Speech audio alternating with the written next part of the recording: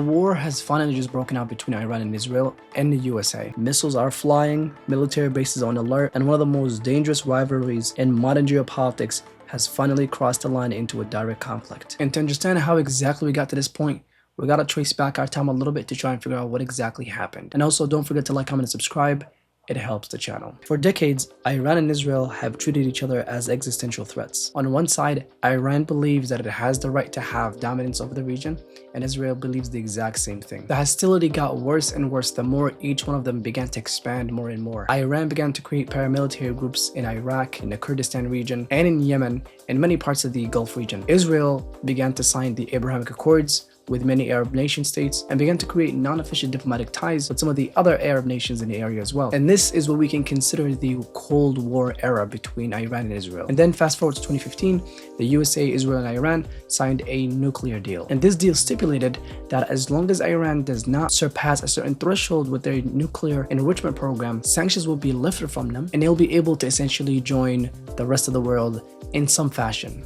This happened back in 2015 under Obama. Just about 3 years later, when Trump gets in office, Iran gets backstabbed by America, they get pulled out of the deal, and they place much bigger sanctions on them. And this happened despite the fact that Trump repeatedly said that he does not plan on going to war with Iran. Not to mention the fact that during this time, when these sanctions are being placed on Iran, many of the nuclear scientists are being assassinated one after the other. And then just about 10 years later, back in 2025 of last year, Iran gets struck by Israel and the USA. So much so that the USA sent their B-2 bombers with bunker busters and they attacked the nuclear facilities of Iran. Iran retaliated with missile strikes against the US bases in the region. And despite the severity of that situation, no full-scale war has broken out.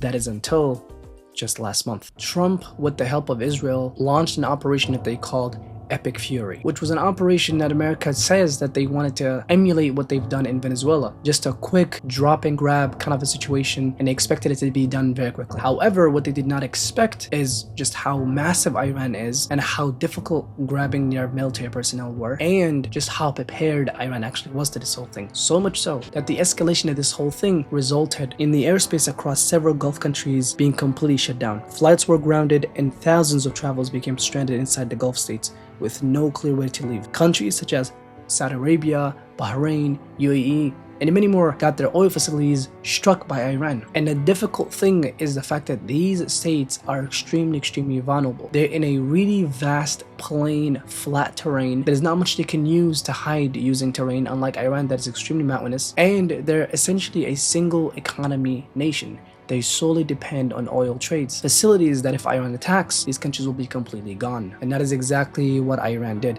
They sent out multiple different shots and missiles to some facilities in Qatar, in Bahrain, and Saudi Arabia. Not to mention the fact most of these countries get their water through desalination plants. I think up to 80% of their water comes from desalination plants. So if Iran attacks these facilities, these guys will be completely done for. Now, what did this result in on a global scale? This only made things so much worse on a global scale. Iran immediately shut down the Hormuz Strait, which is the narrow waterway where most of the critical trade routes in the global economy happen. Roughly 20% of the world's oil supply, around 1/5 of global LNG trade, and about 11% of total global trade passes through this single checkpoint. Closing it immediately triggered a worldwide economic shock. Oil prices surged, shipping routes froze, global markets panicked, and major powers suddenly had a direct economic stake in the conflict. Remember, countries like Saudi Arabia, Qatar, UAE, Bahrain, Oman, these countries are extremely wealthy, primarily because of the fact that they're able to sell oil to these other countries in the West.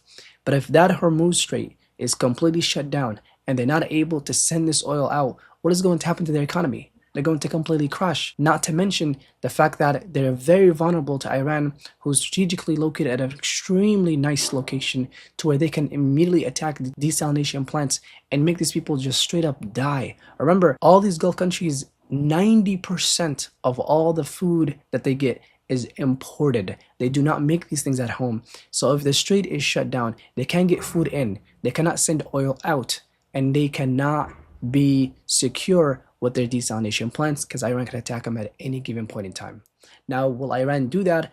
it probably won't do that because it needs to galvanize the Muslim populations that live in that area, because currently Iran is the only country that has the means or the ability or the courage or the motive, for that matter, to attack Israel, which is the country that has been antagonizing the Muslim populations across the world and across that region through their genocide that they're carrying out against the Palestinians. The interesting thing is that Iran officials are saying that they're ready to drag this out for the next 10 years.